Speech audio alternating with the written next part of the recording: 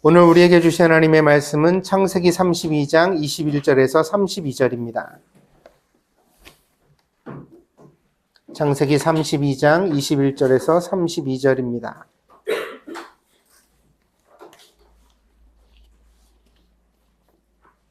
하나님의 말씀 정성껏 봉독하겠습니다.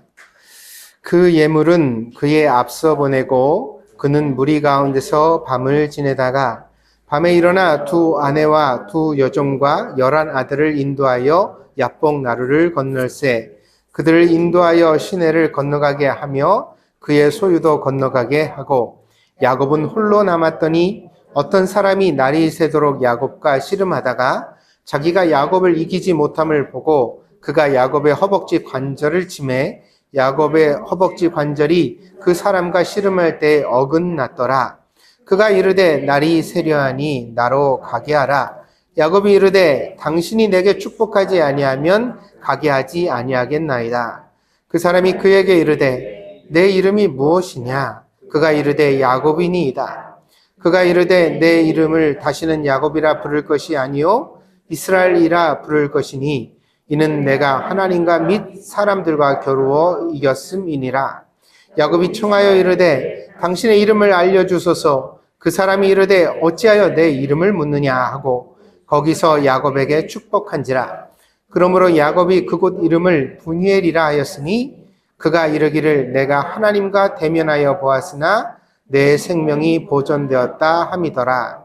그가 브니엘을 지날 때 해가 돋았고 그의 허벅다리로 말미암아 절었더라.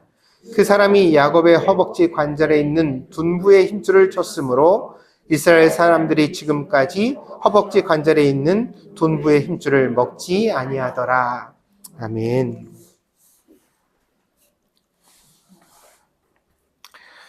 브니엘이라는 단어가 나오는데 이 브니엘이라는 말의 뜻이 하나님의 얼굴이라는 뜻입니다. 그래서 오늘 설교의 제목을 하나님의 얼굴이라고 정해보았습니다. 연어는 강에서 태어나 바다로 나가 일생을 살다가 다시 강으로 돌아가 생을 마감합니다. 강물을 거슬러 올라가는 연어의 모습이 참 인상적입니다. 보통 물고기는 물길을 따라서 헤엄을 치는데 아주 거센 물결조차 거슬러서 올라가는 힘찬 연어의 모습은 생명을 느끼게 합니다. 근데 참 역설적이게도 그 강물을 거슬러 올라가는 생명력 있는 연어의 모습은 사실은 그 생을 마지막 마무리 짓는 죽음을 향하여 달려가고 있는 길입니다. 이 연어의 마지막 여정이 매우 위험하고 힘든 것입니다. 왜냐하면 수많은 천적들이 연어의 이러한 습성을 이해하고 있기 때문입니다. 강물을 거슬러 올라가다가 지쳐있는 연어를 보면 곰도 사냥하고 들깨도 사냥하고 온통 다 연어를 갖다 잡아먹지요. 이런 회귀 본능은 연어에게만 있는 것은 아닙니다. 유럽의 여우 사냥도 아주 유명합니다. 들판에서 여우를 만나면 사냥개를 풀어 다치게 만듭니다. 근데 그걸 잡지 않고 들판에서 풀어주거든요. 그러면 여우는 다친 몸을 이끌고서 죽기 살기로 자기 여우굴로 돌아갑니다. 근데 영리한 여우는 사냥꾼이 자기를 몰고 있다는 사실을 압니다. 그래서 되도록이면 자기 굴로 직접 가려고 하지 않아요. 그러니까 들판을 아주 헤매죠. 여기저기를 헤매면서 자기 집으로 가지 않으려고 애를 씁니다. 그렇지만 그러다가 이제 피를 많이 흘리고 정신이 몽롱해지면 그 정신이 몽롱해진 상태에서 여우는 자기 본능에 이끌려 자기도 모르게 자기 여우굴로 돌아가는 겁니다. 그리고 자기 굴에 돌아가서 죽음을 맞이하죠. 그러면 사냥꾼은 사냥개를 풀어서 그 자취를 쫓아가서 마침내 여우굴에 있는 그 일가족을 다 사냥하게 되어집니다. 성경은 지식의 책이 아닙니다. 저는 지금까지 창세기를 1000번도 더 읽은 것 같습니다. 아마 여러분 놀라실 것 같지만 1000번을 넘죠. 훨씬 넘습니다. 이제는 이 창세기에 모르는 단어가 없고 모르는 이름이나 지명도 없으며 모르는 사건도 없습니다. 그러나 내가 창세기를 다 안다고 할 수 있을까요? 성경은 우리 삶의 힌트를 담고 있는데 그것은 지적인 것이 아니라 영적인 것입니다. 성경이 우리에게 뭐라고 이야기를 하냐면 보아도 보지 못하고 들어도 듣지 못한다. 그렇게 말씀하십니다. 그것은 결국 성경이 영감으로 열려지지 않으면 우리는 이 성경을 통해 아무것도 배울 수가 없을 것이다 라는 뜻을 담고 있습니다. 그러니까 어떤 사람들에게 성경은 교양의 책에 불과하고 어떤 사람들에게는 성경이 생명의 길이 되는 것입니다. 제가 30년이 넘게 성경을 펴고 설교할 수 있는 까닭은 성경에서 늘 새로운 영감을 받기 때문입니다. 제 삶과 일상에서 동떨어진 지식이 아니라 오늘 나의 삶을 지배하고 하나님께서 인도하시는 하나님의 음성으로서의 영감. 저는 늘 성경을 펴면서 그 영감을 발견하기 때문에 이 성경을 묵상하며 지금까지 살아오고 있습니다. 오늘 본문에 나오는 야복강은 요단강의 지류입니다. 지금은 그 길이가 약 25km 정도 된다고 합니다. 이 암만이라는 곳에서 시작되어서 요단강에 합류하게 되어지는데 여러분 이스라엘 지도를 펴고 오른쪽으로 보면 고대 지도 속에 모압과 암몬이라는 이웃 나라가 있었습니다. 근데 이제 암몬이 북쪽의 지방에 있는 나라거든요. 근데 이 암만이라는 것은 암몬의 땅을 말합니다. 여기서 이제 발원했죠. 발원해가지고 이것이 쭉 흘러가다가 요단강 중간에서 이렇게 만나서 함께 합쳐지는 강입니다. 그 강을 야복강이라고 하는 것입니다. 본문에는 나루라는 말이 등장합니다. 그러다 보니까 여기 배가 있었겠구나. 야곱의 일가족은 배를 타고 강을 건넜나 보다 이렇게 오해할 수 있습니다. 그렇지만 이 강은 본래부터 그렇게 큰 강이 아닙니다. 중간에 굵어지기도 하지만 얇아지는 곳이 많았기 때문에 아마도 배를 타고 강을 건너는 일은 없었을 것입니다. 그러니까 여기 나루라고 표현된 것은 강을 건널 만한 여울목을 뜻하는 것 같습니다. 가족을 이끌어서 이제 도하를 할 수 있을 강을 이렇게 사람들이 건너갈 수 있을 만한 곳에 이르렀습니다. 근데 여기서 참 희한한 장면이 나옵니다. 야곱이 자기의 자식과 아내와 모든 재산을 다 야복강을 건너가게 하고 야복강을 건너가면 이제 가나안 지경으로 들어가게 되는 건데 거길 건너가게 하고서 본인은 건너가지 않습니다. 이 강이 커서 건너가지 못한 것이 아닙니다. 이것은 지형적 장애가 아니라 마음에 있는 야곱의 두려움에서에 대한 극심한 스트레스라고 볼 수 있습니다. 야곱이 차마 여기를 못 가고 있는 거죠. 여러분 그런 거 있죠?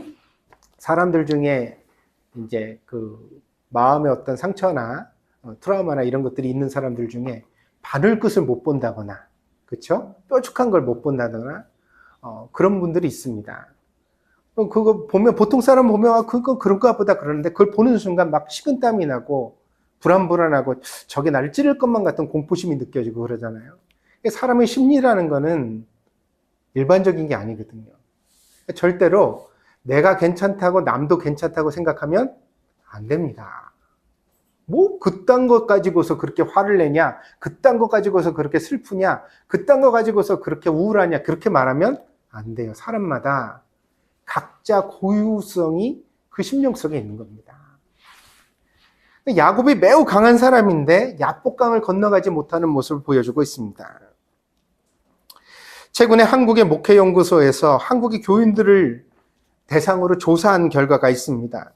최근 일주일 이내에 우울감이나 불면증과 같은 정신적 문제를 경험한 적이 있느냐고 질문을 던졌습니다. 누구를 상대로요? 교회 잘 다니는 사람들을 상대로요. 그런데요, 교회를 성실하게 다니는 교인들 중에 25%가 그렇다고 대답했습니다.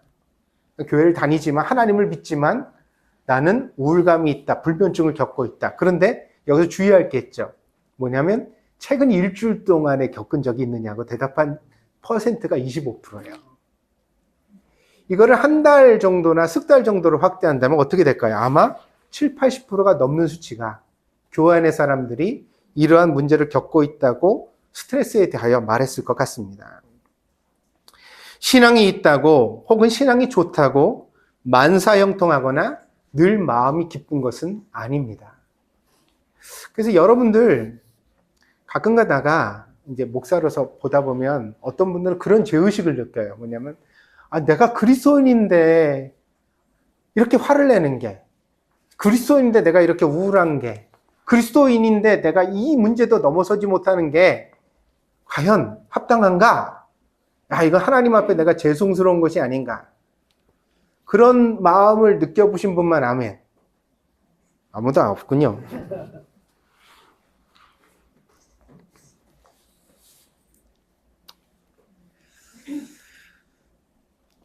근데 이제 현대인의 정신적 고통은 매우 일반적 상황이 되고 있다는 사실입니다.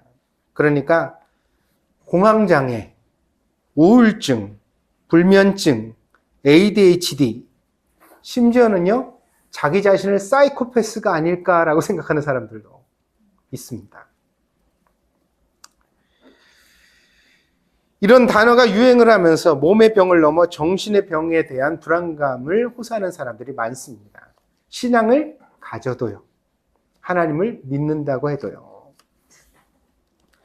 그렇다면 우리 그리스도인들은 이런 문제들을 어떻게 다루어 가야 할까? 과연 없다 그리고 외면하면 끝일까? 신앙이 있으니까 난 그럴 리가 없다. 그렇게 말하면 내 마음속에 뭔가 그런 문제가 일어날 때마다 사탄아 물러가라! 예수의 이름으로 물러가라 그러면 당장 기분이 상쾌해지고 좋아지고 기뻐지는 것일까? 오늘 설교를 통해 여러분에게 드리는 질문은 바로 그것입니다. 여러분 예수 믿지요? 예수님 믿는 분만 아멘.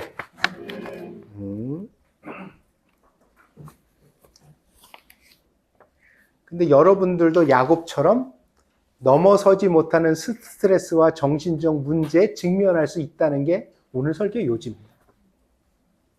하나님을 믿는데도 안 되는 문제가 있어요. 자식 문제, 남편 문제, 자기 자신의 문제, 친정 문제, 시댁 문제. 아니, 시댁이 그렇게 악랄하게 하는데 예수 믿는다고 다 좋아지고 사랑스럽고 기쁘게 받아들일 수 있는가? 친정엄마가 주는 고통을 예수 믿는다고 해서 다 해결되어서 넉넉해질 수가 있는가? 야곱은 쌍둥이 형제입니다. 에서와 같이 태어났는데 일란성 쌍둥이입니다. 어떻게 알 수 있죠? 모습도 달랐고 성격도 완전히 달라요. 별개의 사람이죠. 단지 어머니 뱃속에 같이 만들어졌을 뿐이에요. 야곱은 동생의 자리에 만족할 수가 없었습니다. 아니 왜? 같이 만들어졌는데 동시에 만들어졌는데 왜 나를 동생이라고 하고 형에게는 갑절을 주고 나에게는 그 절반밖에 주지 않는 이렇게 부당한 처우가 합당하기는 한가? 자기보다 한 발 먼저 태어난 에서에게 순순히 양보할 생각이 1도 없었습니다. 근데 더구나 야곱은 예민하고 치밀한 사람입니다.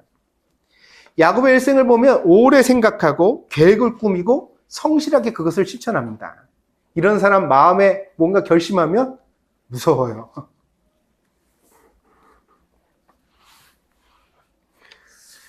고대 사회 속에서 결혼이라는 것은 집안의 어떤 문제고, 그러니까 자기의 가산을 일으키는 어떤 조건이라고 봤거든요. 야곱이라는 사람의 일생을 보여주는 것 중에 하나가 라헬을 얻는 과정인데, 자기 아내 라헬을 딱 찍었어요. 라반이라는 외삼촌의 둘째 그 딸이었는데 연애를 했습니다. 무려 몇 년 동안? 7년 동안 봉사를 하고 첫날 밤에 결혼식을 올리고 들어갔어요. 그런데 들어가 보니까 라헬이 아니라 언니 레아였어요. 이런 상황이 되면 보통 사람 같으면 팔자로 받아들입니다. 아 그렇구나. 뭐 이렇게 하는구나. 어른들이 날 속였는데 어쩔 수 없지. 그러면 이제 뭐 레아랑 살아야지. 이렇게 됩니다. 근데 야곱은 뭐라고 말하죠? 끝까지 라헬을 달라고 그러잖아요. 라반이 조건을 걸죠. 7년 더 봉사해라. 그럼 주겠다. 받아들여야 안 받아들여요? 바로 받아들이고 그리고 연이어서 결혼식을 올립니다. 야곱의 집착이죠. 그 집착이 아내에 대해서만 나타났겠느냐? 재산에 대하여, 처음에는 장자권에 대하여. 야곱은 원래 그런 사람이었던 겁니다. 결국 이런 야곱의 집념으로 인하여 집안에 사달이 났습니다. 야곱에게 속임을 당한 에서가 자기 동생을 죽이겠다고 길길이 날뛰게 된 겁니다. 야곱의 엄마 리브가는 그 상황을 중지하려고 합니다. 야곱은 하란 땅에 있는 리브가의 친정으로 보냄을 받았습니다. 외삼촌 라반에게 도피하게 된 것입니다. 그런데 외삼촌 라반은 매우 이기적인 사람이었습니다. 야곱보다 머리를 더 써요. 야곱을 속이고 또 속입니다. 야곱의 외삼촌 라반의 집에서 머물러야 했던 세월은 21년이었습니다. 7년은 레아를 위하여, 7년은 라헬을 위하여, 그리고 7년은 자기 재산을 일구기 위하여 머물러야 됐습니다.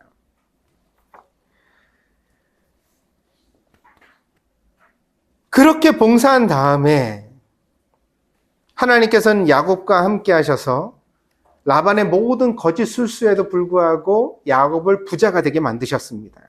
그랬더니 야곱이 너무 부자가 되었기 때문에 라반의 집에서 미움을 받게 됩니다. 이것은요, 참 희한하게도 이스라엘의 역사 속에 반복된 패턴이에요.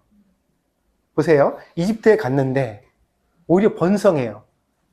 산파를 동원해서 그 아이들을 죽였는데도 불구하고 오히려 더 번성해요. 결국은 이집트 사람들이 이대로 가다가는 나라가 히브리인들에게 먹히겠다 그랬잖아요. 그래가지고 미워했어요. 근데 인류 역사 속에서 계속되어 있는 이제 이 야곱도 라반의 집에 가서 그와 같은 일을 겪었고, 지금도 유태인들이 어때요? 어디를 가나? 미국을 먹었다고 그러잖아요. 러시아에서도 극심한 박해를 받았던 이유가 그겁니다. 모든 경제적인 여건들을 유태인들이 지배하게 되었기 때문에. 저거 우리 땅의 원래 민족도 아닌데 왜 와서 우리 땅에서 잘 되냐 이거예요. 모든 걸 다 지배하게 되어지고. 결국 야곱은 식구들과 재산을 이끌고 라반의 집을 나와야 됐습니다. 떠돌이가 되게 된 거죠.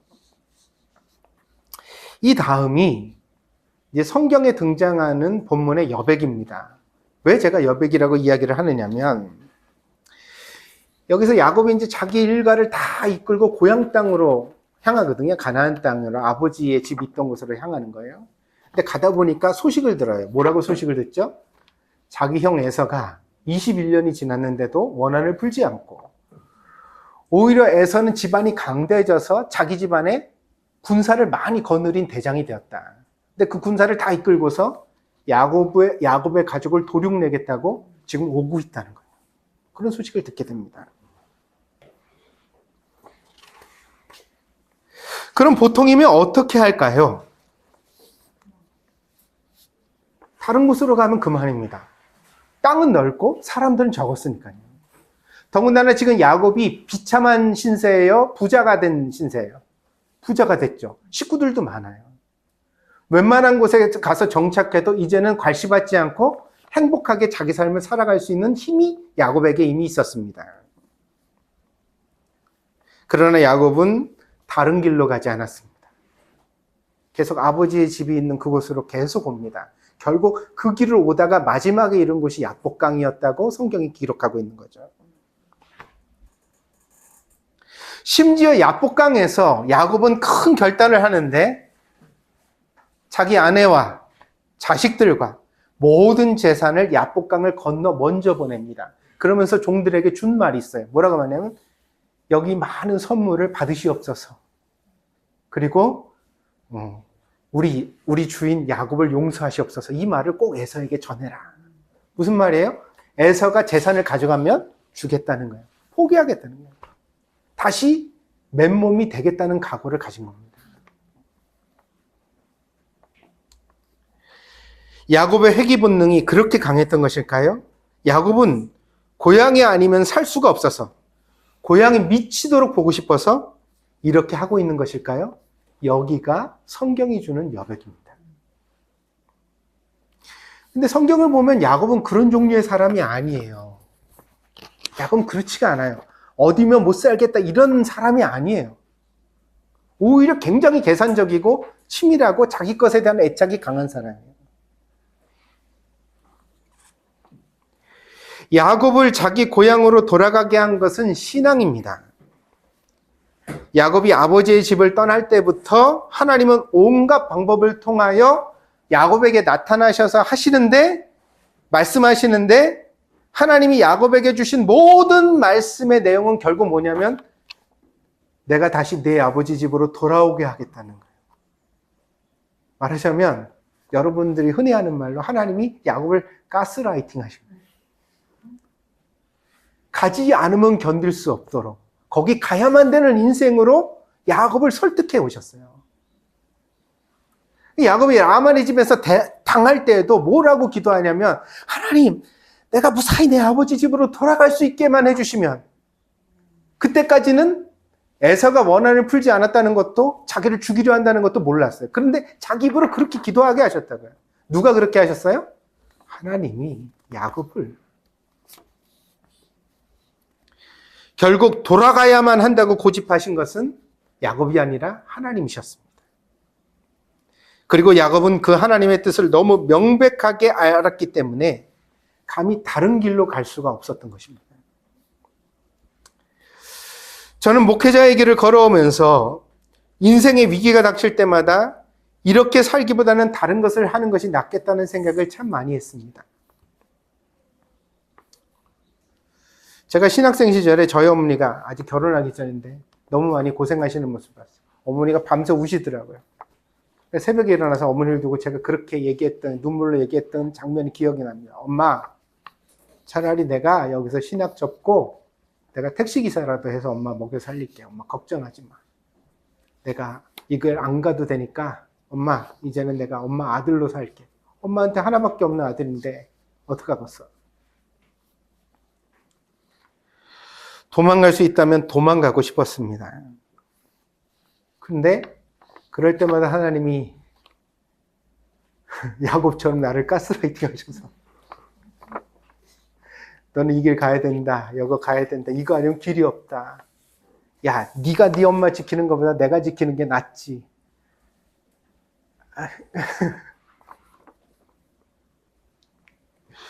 어머니가 아프신 동안에는 저에게 내적 갈등이 더 심했습니다.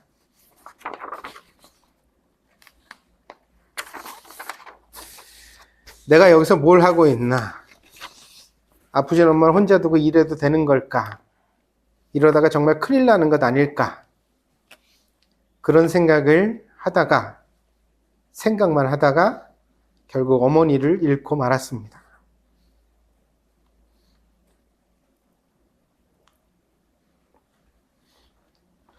솔직히 지금 나에게는 목사로서의 비전이나 기대, 세상을 바꾸겠다는 희망 같은 것이 남아있지 않습니다. 내가 목회를 잘해서 교회를 크게 만들겠다. 세상에 빛이 되겠다. 죄송하지만 저는 그런 게 없습니다, 지금.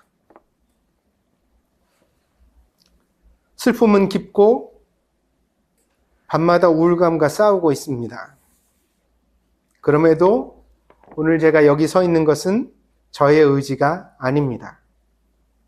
나를 목회자로 부르시고 여기까지 인도하시고 지금도 성경을 통해 나와 대화하시는 하나님의 의지가 오늘 저를 여기에 세워 놓았습니다. 그 하나님의 의지로 인해 도저히 용서할 수 없었던 사람들을 용서하고 상대하기 싫었던 사람들을 상대하고 잊을 수 없었던 사람들을 잊고 보낼 수 없는 사람들을 보내며 여기까지 왔습니다. 그래서 저는 본문에 나오는 야곱의 씨름이 남의 일처럼 느껴지지 않습니다. 여기 나오는 씨름은요, 삿발을 쥐고 상대를 넘어뜨리는 스포츠가 아닙니다. 무술이라고 보시면 됩니다. 전투에서 상대방을 제압하고 목숨을 빼앗는 기술을 고대에는 씨름이라고 불렀습니다. 그래서 본문에 보시면 상대방이 야곱의 엉덩이에 뼈를 칩니다. 그 심줄을 쳤다고 그랬죠. 그랬더니 그 엉덩이 뼈가 위골되었다고. 응? 여러분, 팔이나 다리의 관절은 쉽게 빠지기도 하지만 엉덩이는 여기 고관절 아니에요, 고관절. 여기가 빠져요? 안 빠지죠. 얼마나 세게 때렸으면 엉덩이 뼈가 빠지겠습니까? 그러니까 죽으라고 때린 거죠. 죽으라고. 그럼 여러분 생각해 보세요. 엉덩이 뼈만 한 대 딱 때리고 끝났을까요? 이 싸움이? 밤새 싸웠는데? 아마도 그 밤에 야곱은 만신창이가 되었을 것입니다. 그럼에도 불구하고 야곱은 오늘 상대방을 놓지 않고 있습니다. 아니, 놓을 수가 없었습니다. 그에게는 다른 길이 없었기 때문입니다. 그런데 다 이겼던 상대방이 갑자기 야곱에게 이런 말을 합니다. 26절이죠. 그가 이르되, 상대방이 야곱에게 말을 합니다. 날이 새려하니 나로 가게 하라. 야곱이 이르되, 당신이 내게 축복하지 아니하면 가게 하지 아니하겠나이다. 그 사람이 그에게 이르되, 내 이름이 무엇이냐? 그가 이르되, 야곱이니이다. 그가 이르되, 내 이름을 다시는 야곱이라고 부를 것이 아니요 이스라엘이라 부를 것이니 이는 내가 하나님과 및 사람들과 겨루어 이겼음이니라. 야곱이 청하여 이르되, 당신의 이름을 알려주소서. 그 사람이 이르되, 어찌하여 내 이름을 묻느냐 하고 거기서 야곱에게 축복한지라. 여러분, 절대로 이 대화를 드라마 대사처럼 보시면 안 됩니다. 제가 그러잖아요. 성경은 지식의 책이 아니라 뭐라고요? 영감의 책이라고요. 이 성경은요, 우리들을 이 자리로 부르고 있어요. 내 이름이 무엇이냐 물으시면 여러분 이름을 한번 생각해 보셔야 돼요. 여러분이 도대체 무슨 이름으로 살아왔는가?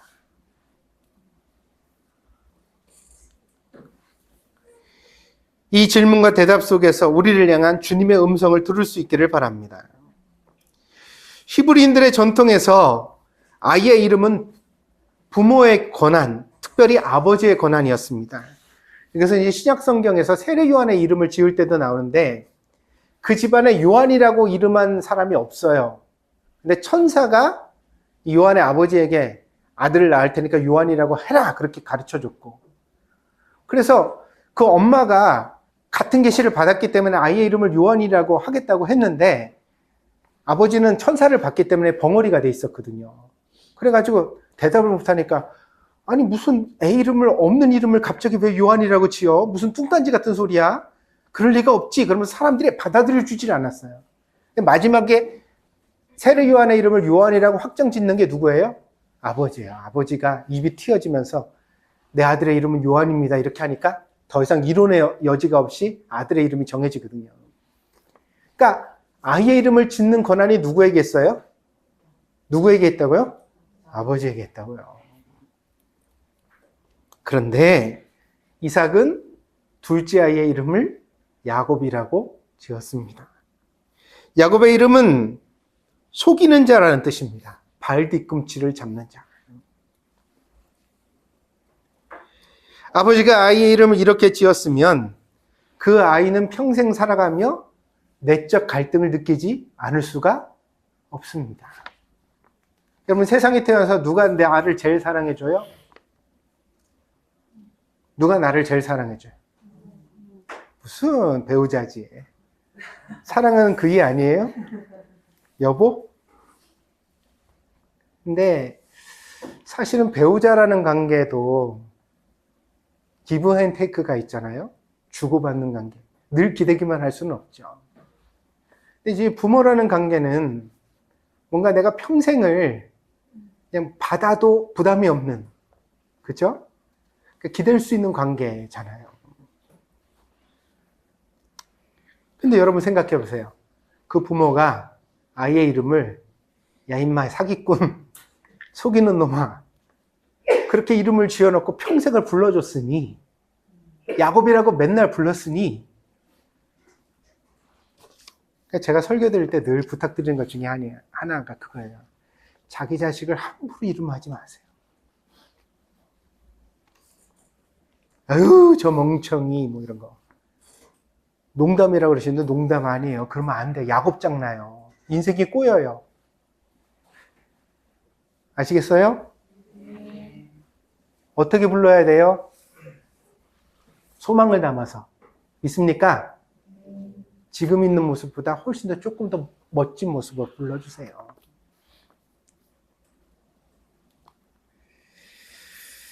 야곱은 평생 속고 속이는 굴레에 갇혀 살았습니다. 이거는요, 사실 죽을 때까지 해결이 잘 안 됐어요. 왜요? 야곱의 아들이 누구예요? 야곱이 어떻게 됐어요, 나중에? 야곱이 어떻게 됐어요? 12아들을 낳았잖아요, 그죠? 12아들 중에 누가 있어요? 특별히 사랑했던 요셉이 있죠. 근데 형제들이 들판에 데리고 가가지고 노예상인한테 팔아버리고 나서 아버지한테 와서 뭐라고 그랬어요? 들짐승 만나 찢겨 죽었다고 그랬잖아요. 요셉은 죽는 순간까지도 어땠어요? 마지막 순간까지도 속고 속이는 야곱의 인생을 굴레를 벗어나지 못했어요. 이름이 그렇게 중요한 거예요. 아시겠어요? 그런데 오늘 본문에 이 야곱이라는 사람의 인생에 개입하셔가지고 뭔가 그 흐름을 바꾸시는 사건이 오늘 이 사건이에요. 어떤 사람이 나타났는데 밤새 씨름을 하다가 갑자기 다 이겼어요. 아니, 고관절이 위골됐으니 상대가 힘을 쓰겠어요? 근데 다 이겨놓고 야, 이제 나 가려고 그러니까 그만 놔라. 손 뿌리치면 돼요. 아니, 고관절 위골되는 힘으로 머리통을 쳤으면 기절했을 거 아니에요. 그러면 이 싸움은 끝났죠, 이미. 근데 그렇게 안 해요. 끝까지 맑은 정신으로. 야, 이제 나 놔라. 나를 가게 해라. 못 보냅니다. 나는 당신을 붙잡을 수밖에 없습니다. 네 이름이 뭐냐? 야곱입니다.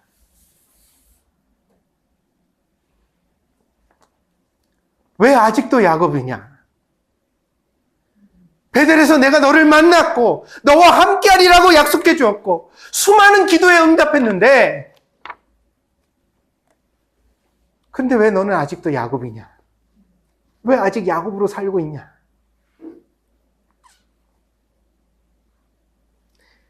내 이름을 다시는 야곱이라 부를 것이 아니요 이스라엘이라 부를 것이니 너는 속이는 자가 아니라 이스라엘이 무슨 뜻이에요?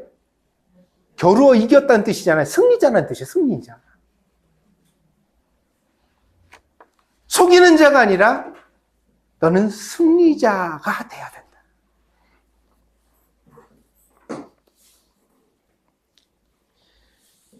이 낯선 방문자는 도대체 누구에게 야곱의 이름을 바꾸고 있습니까?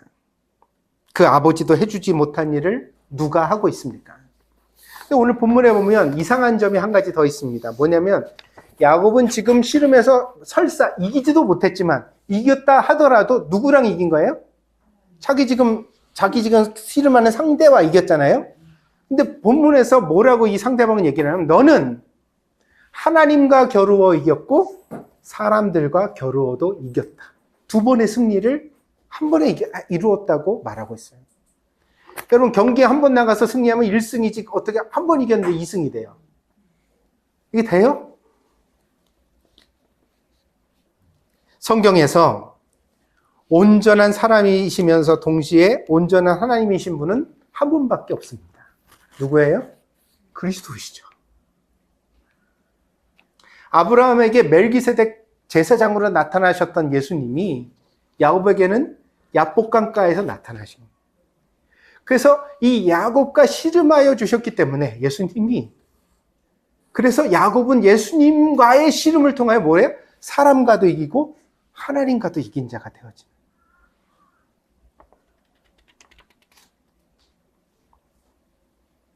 그래서 예수님은 야곱에게 특별한 일을 해주십니다. 무엇이죠?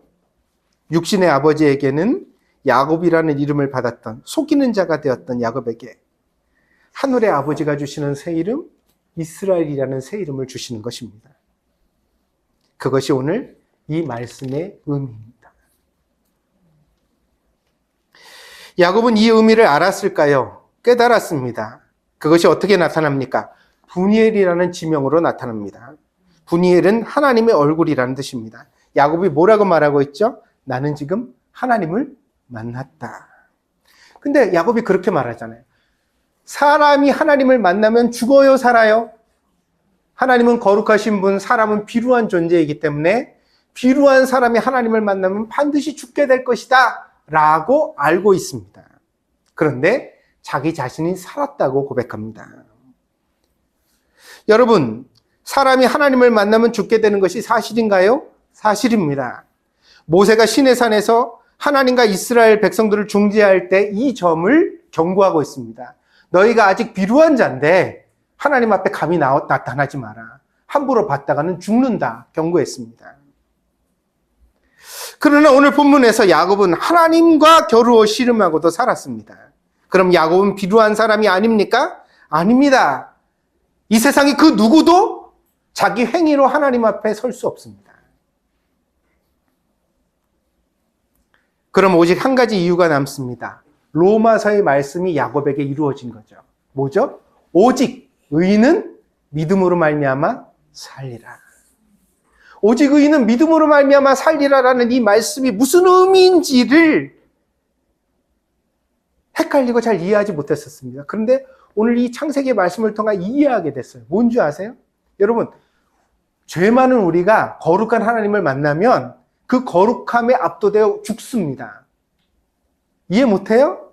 여러분, 태양을 눈 뜨고 볼 수 있어요, 없어요? 강렬한 빛조차 보지 못하잖아요. 너무 밝은 빛이 때문에 보지 못하잖아요. 우리 육신은 그 밝은 빛을 감당하지 못해요. 근데 하물며 완전한 선이신, 정의이신 하나님을 우리가 감당한다고요? 그러니까 그분을 만나면 우리는 깨트려지고 파괴되는 겁니다.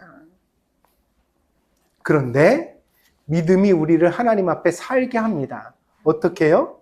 어떻게 될까요, 그게? 믿음이 우리를 하나님의 자녀로 신분을 바꿔주기 때문입니다. 여러분, 왕 앞에 함부로 나갔다가는 자객이나 살수일지도 모르니까 경호원들이 거침없이 죽이겠죠. 그런데 왕자나 공주도 그럴까요? 숯불 속에 숨어있다 갑자기 뛰어나온다고 왕자와 공주를 칼로 겨누는 경호원이 있다면 어떻게 될까요? 왕의 자녀가 왕을 만나는 규범에 얽매이지 않듯이 하나님의 자녀는 율법의 구속에 얽매임이 없이 하나님을 볼 수 있는 것입니다.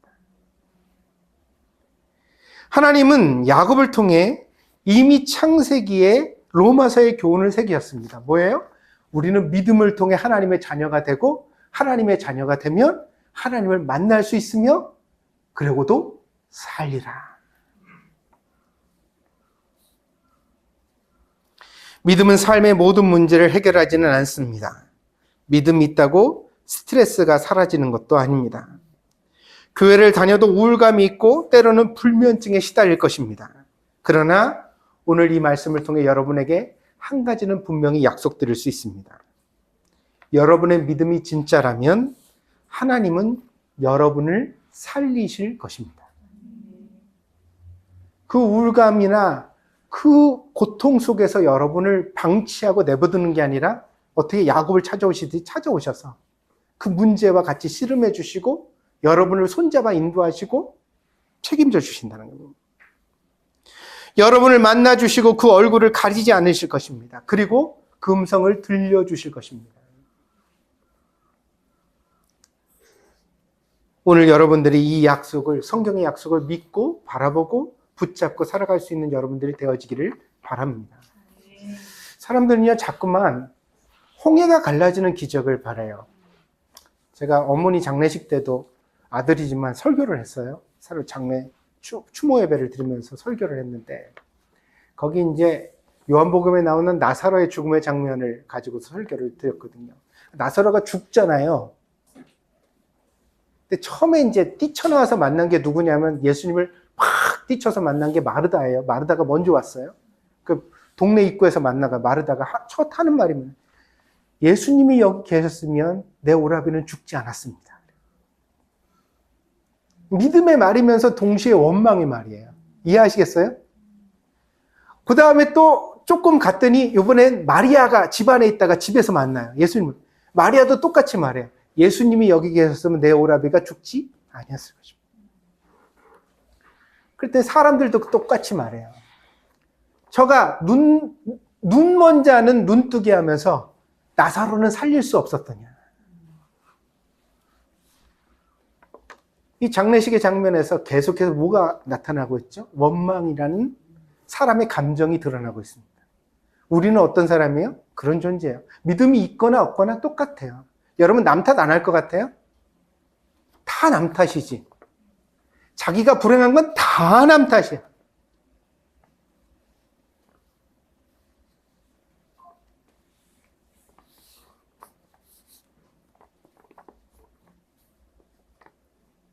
근데요, 그 남 탓하는 여러분의 생각이 진실은 아니에요. 그건 감정일 뿐이에요. 모든 우리가 살아가는 삶의 고통과 문제에는 내 탓도 있고 남 탓도 있고 그게 섞여 있는 줄 믿습니다. 내 탓이 없는 일은 나한테 벌어지지 않아요. 똑같은 일도 내가 어떻게 받아들이고 어떻게 해석하고 어떻게 대처하느냐에 따라 많이 달라지는 것이거든요. 그러니까 나를 희생자인 양, 나는 당한 사람인 양, 그렇게 포장하지 마세요. 그거 아니니까.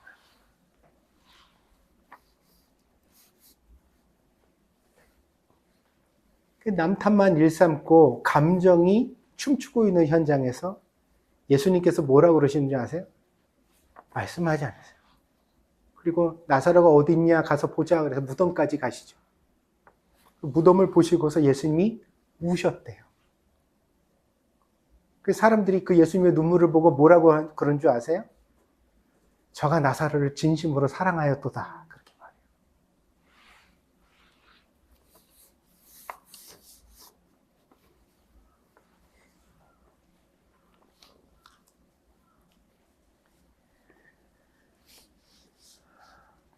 남 탓하는 사람들끼리 손가락질을 하기 시작하면 분란과 분노밖에는 남지 않습니다. 논리로 설득할 수 없어요. 뭐가 우리에게 필요하죠?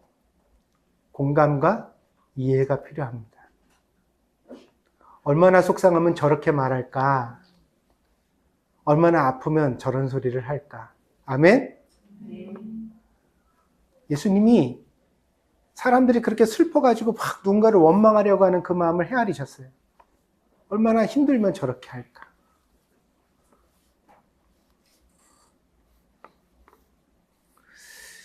그런 예수님이시기에 우리 곁에 오시면 우리를 능히 감싸주시고 하나님의 길로 인도해 가실 줄 믿습니다. 성경은요, 처음부터 끝까지 창세기부터 요한계시록까지 하나님을 믿어서 수지맞고 해결되고 형통한 사람을 보여주지 않아요. 여러분 잘못 오셨어요. 그런 팔자를 원하시면 점집으로 가세요. 그럼 부적만 써도 잘 된대잖아요. 조금 비싼 부적 쓰면 더 잘 되고, 그죠? 근데 성경은 그렇게 말하지 않아요. 성경은 여러분이 믿음을 가지고 하나님을 쫓아가지만 많은 인생의 단한한 일들이 일어날 것이다. 아멘? 야곱처럼 우울할 때도 있고 겁날 때도 있고 힘들 때도 있고 그럴 것이다. 그런데 여러분의 감정이 그렇게 춤추는 현장 속에도 여러분이 믿음만 붙잡으면 하나님이 찾아와 주신다. 믿습니까? 그리고 그걸 공감해 주신다. 이해해 주신다. 안아 주신다. 그리고 그런 여러분들을 선하고 아름다운 생명의 길로 인도해 가신다고 약속하는 게 성경의 말씀인 줄 믿습니다.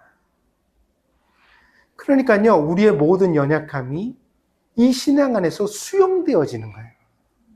강해서 하나님을 믿는 게 아닙니다. 믿습니까? 영웅이라서 우리가 하나님을 믿는 게 아니에요. 겁이 안 나서 믿는 게 아니에요. 어떤 엄청난 일들 가운데 떨림이 없어서 믿는 게 아니에요. 믿음은 떨림 속에서도 하나님을 쫓아가는 행위예요. 믿습니까? 눈물을 흘리면서도 쫓아가. 벳세메스로 가는 암소처럼 눈물을 흘리면서도 하나님이 인도하신 길을 가는 행위예요. 우울한데도 예배에 나오는 거예요. 믿습니까? 부부싸움을 하고서도 자식 때문에 속이 상한데도 내 마음이 아닌데도 그래도 하나님 앞에 나오는 그 발걸음, 그 행위가 믿음이라고 성경이 말해주고 있고, 성경은 그런 삶을 우리가 살아가면 하나님이 우리를 어떻게 주신다? 책임져 주신다는 거예요. 그러니까 여러분 오늘 이것만 알고 가세요. 설교 듣다가 마음이 막 불같이 뜨끈해지고 막 뭔가 설교를 들으면서 막 시야가 밝아지는 것 같고 막 하나님이 나와 함께 하신다는 확신이 생겨나고 그럴 때도 있죠. 근데 제가 여러분한테 물어요. 52주 설교 중에 몇 번이나 그래요? 한 번 그래요? 두 번 그래요? 그럴 때만 하나님이 은혜 주신 거고 내가 믿음이 훌쭉훌쭉한 거라면 과연 하나님의 자녀로서 내가 인생을 완성해 갈 수 있을까요? 나는 그리스도인으로 성공할 수 있을까요? 아니에요. 믿음이 그런 게 아니에요. 여러분 오늘 안 들리는 것 같죠? 들려요? 안 들려요?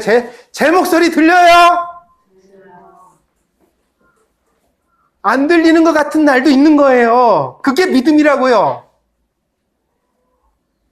속상한 날도 있는 거예요. 나는요, 지금 설교하고 싶지 않아요. 근데 지금 이러고 있잖아요. 왜요? 믿음 때문에. 근데 나는 목사로서 여기서 이러고 있고 여러분은 거기서 있으면 우리가 믿음의 길을 가는 중이에요. 믿습니까? 그리고 하나님이 찾아와 주신대요. 만나 주신대요. 얘기해 주신대요. 인도해 주신대요.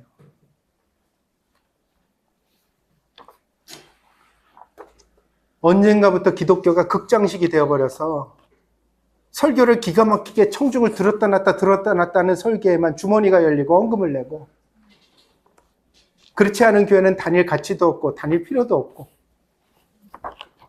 야, 교회에서 뭘 하나, 누가 뭘 가르쳐 주나, 어떤 걸 느끼게 하나, 무슨 프로그램이 있나, 우리 애들을 뭘 시키나, 나한테는 무슨 혜택을 주나, 교회 가서 어떤 커뮤니티가 있나, 사람들로부터 뭘 얻을 수 있나.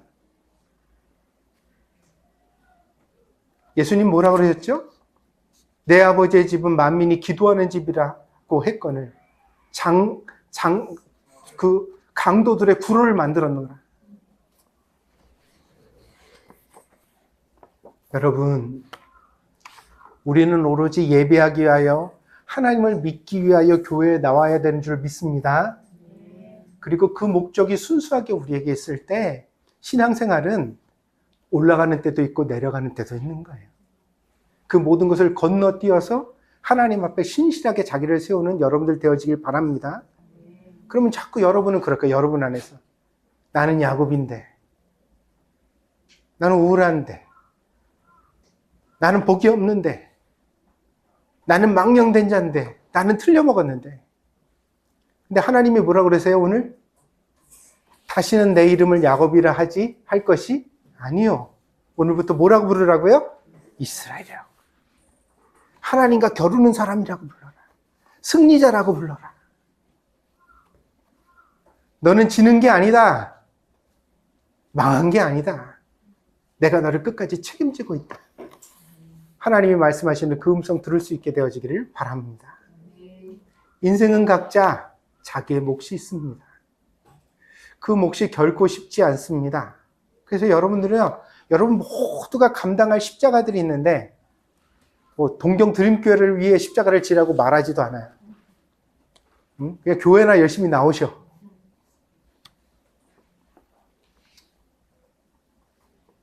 남편을 사랑해야 되고, 아내를 사랑해야 되고, 자식을 잘 키워야 되고, 부모님과 좋은 관계를 가져야 되고, 이것도 쉬워요, 안 쉬워요? 어렵죠. 나이 먹은 사람들 말 안 들어요. 말 안 들어도 어떻게 해요? 끝까지 공손하게 해야지. 나이 먹은 분한테 함부로 하지 마세요. 나중에 떠나고 나면 회한이 남아요. 우리 어머니한테 제가 큰 소리 쳤던 게 요즘 너무 많이 후회돼요. 자식은 또 어때요? 키울 수 있는 기회가 있잖아요. 어렸을 때 가르쳐야지 큰 거 가르치지 마요. 머리 굵어지면 안 배워요. 그거 억지로 가르치려고 하다 보면 부모 자식 지간 사이만 나빠져요. 아멘? 그러니까 가르칠 때 가르치고 크면은 존중해주고 인정해주고 나머지는 네 인생 몫이다. 나한테 못 배웠으니 하나님께 배워라. 할렐루야. 야곱이라는 사람도 하나님 바꾸셨는데 그 왜 여러분이 다 하려고 들어요? 그러니까 여러분 인생이 고달프고 힘들잖아. 그러지 마요. 열심히 했으면 나머지는 주님의 손에 맡기는 거예요. 믿습니까? 다윗은 성전 지을 재료를 모았고, 성전 누가 졌어요? 솔로몬이 짓고.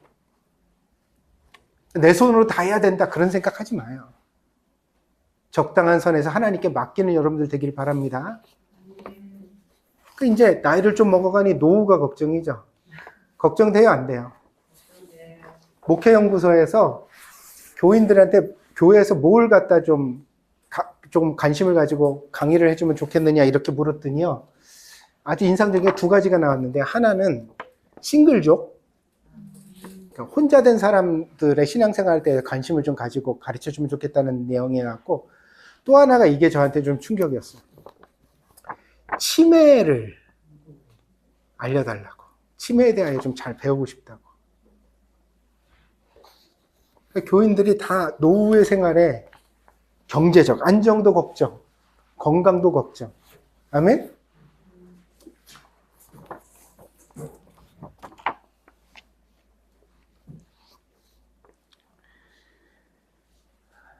여러분, 하나님께 맡기셔야 됩니다. 여러분이 전전긍긍한다고 올 질병이 안 오는 것도 아니고, 모든 삶의 환경 가운데 하나님만이 나의 주관자가 되시고 나를 책임져 주시고 함께 하실 수 있다는 사실을 여러분의 믿음으로 오늘 꼭 마음에 새길 수 있기를 바랍니다. 그래서 여러분들이 같이 그렇게 살아가다 보면 나이를 먹어갈수록 점점 더 여러분을 바꾸시고 인도하시는 하나님의 은혜를 만나게 될 줄 믿습니다. 그래서 여러분, 인생에서 실패하지 않는 사람이 됩시다. 돈을 많이 벌거나 사람들로부터 인정을 받는 그 일이 중요한 것이 아니라, 여러분이 여러분 자신의 인생을 되돌아보았을 때 나는 과연 괜찮은 인생을 살았는가? 하나님 앞에 떳떳한가?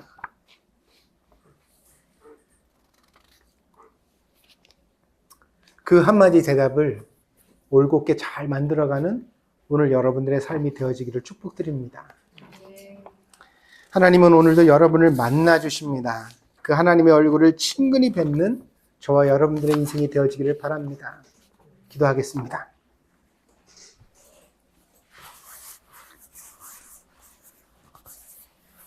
육신의 아버지는 그 아들의 이름을 야곱이라고 불렀지만, 하나님은 찾아오셔서 다시는 야곱이라고 부르지 말고 이스라엘이라고 부르라고 말씀해 주셨습니다. 하나님, 우리 인생에도 스스로 해결하지 못하는 많은 스트레스와 내적인 상처들이 있습니다. 때로는 바꾸기를 원했습니다.